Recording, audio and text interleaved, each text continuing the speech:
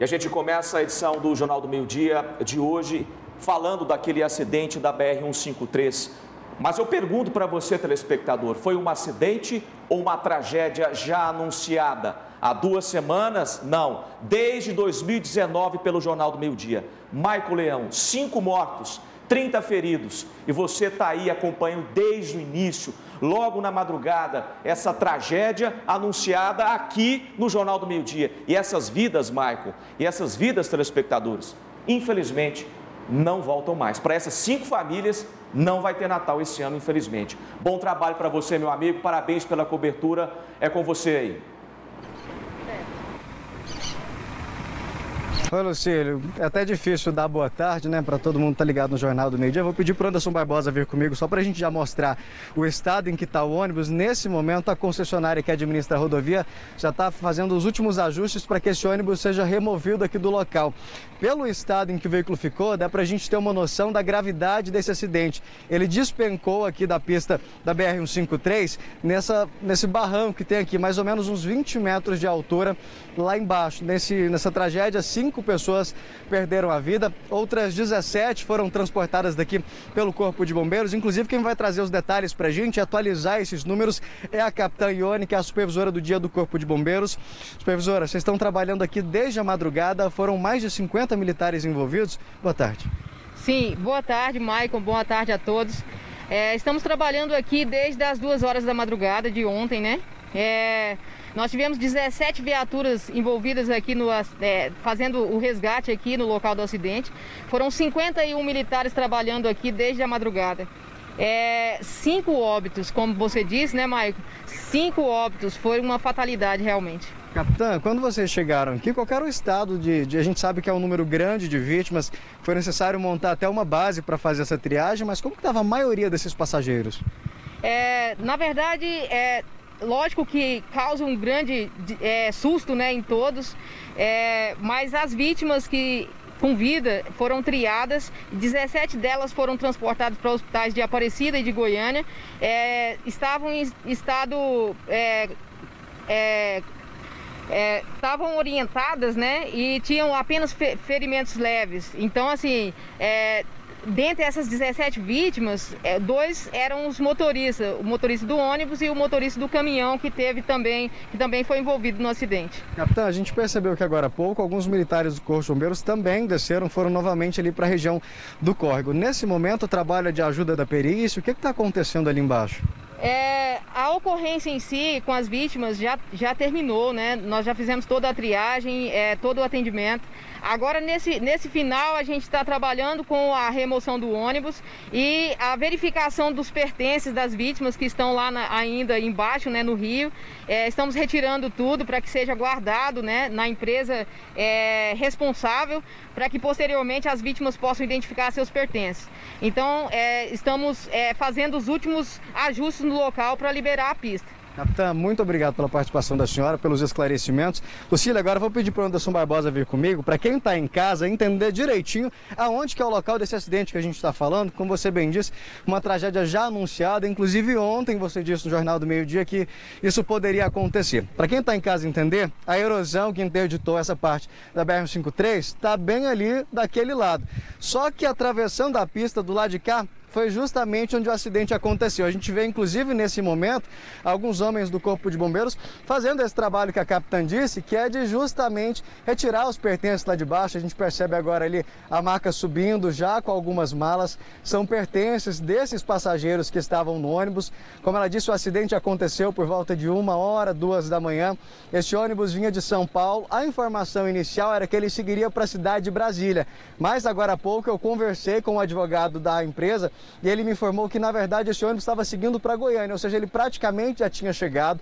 O motorista tinha pegado a direção há poucas horas, já que eles fazem um revezamento, ficam sempre no veículo 2 motoristas, e esse teria assumido na cidade de Uberlândia. Eu conversei também com a delegada, a gente vai ter ainda hoje uma reportagem completa para explicar direitinho todos os passos dessa investigação, mas a informação que a gente teve é que antes de chegar nesse ponto onde começa o desvio, onde tem essa interdição, Lucílio e Mariana, esse motorista teria começado a atingir os cones, ou seja, esse acidente começou poucos metros antes de iniciar essa redução. O que a gente entende por isso, e até mesmo conversando com muitos motoristas ali, a informação que a gente mais ouve é: Michael, não dava para enxergar, o desvio à noite não estava bem sinalizado.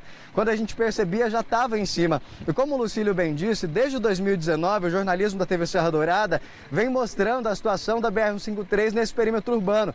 Durante a noite, praticamente toda a extensão em que corta esse trecho urbano da BR-153, ela está apagada. E aí junta essa questão da redução da faixa, que a gente lembra, quem está em casa, que apesar da BR-153 ela ter duas pistas, por conta dessa erosão que já vem se arrastando, a Triunfo consertou a primeira vez, surgiu de novo, acabou precisando ser bloqueado novamente. Inclusive, era nesse ponto ali, ó, a poucos metros ali na frente, a gente vai até perceber, até a viatura da Polícia Rodoviária Federal, era bem naquele ponto em que esse desvio terminava e para quem está vindo de Aparecida para Goiânia, começava essa faixa reduzida. E foi mais ou menos nesse ponto aqui em que o ônibus atingiu aquele guarda-rei e acabou tombando, despencando mais de 20 metros de altura.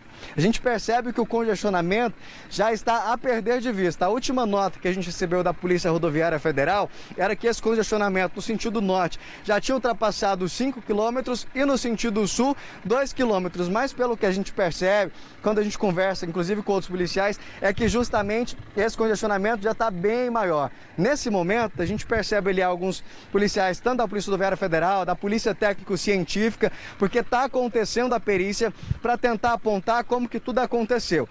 Tentando reformular para fazer aqui uma reconstituição para quem está em casa entender, o ônibus vinha de Aparecida de Goiânia, sentido Goiânia, quando naquele ponto ali, ele teria atingido uma viatura da Triunfo Concebra. Essa viatura, inclusive, estava aqui, ela já foi retirada, e depois de atingir essa viatura da Triunfo, ele teria batido de frente com um caminhão e depois caído no penhasco de mais ou menos uns 20 metros de altura.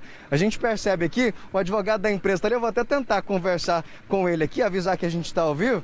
Doutor, licença, boa tarde para o senhor. Nós estamos ao vivo no Jornal do Meio-Dia. A gente sabe que nesse primeiro momento, claro, é hora de atender esses passageiros, esses pacientes, mas a empresa estuda já alguma medida por conta que a gente estava conversando antes. Vocês reclamaram da questão da sinalização, que estava escuro. Como que vai ser o trâmite daqui para frente? Boa tarde. Boa tarde. Como eu te falei, né? A prioridade é atendimento às vítimas. Atendimento com socorro hospitalar, médico, recomposição material, enfim.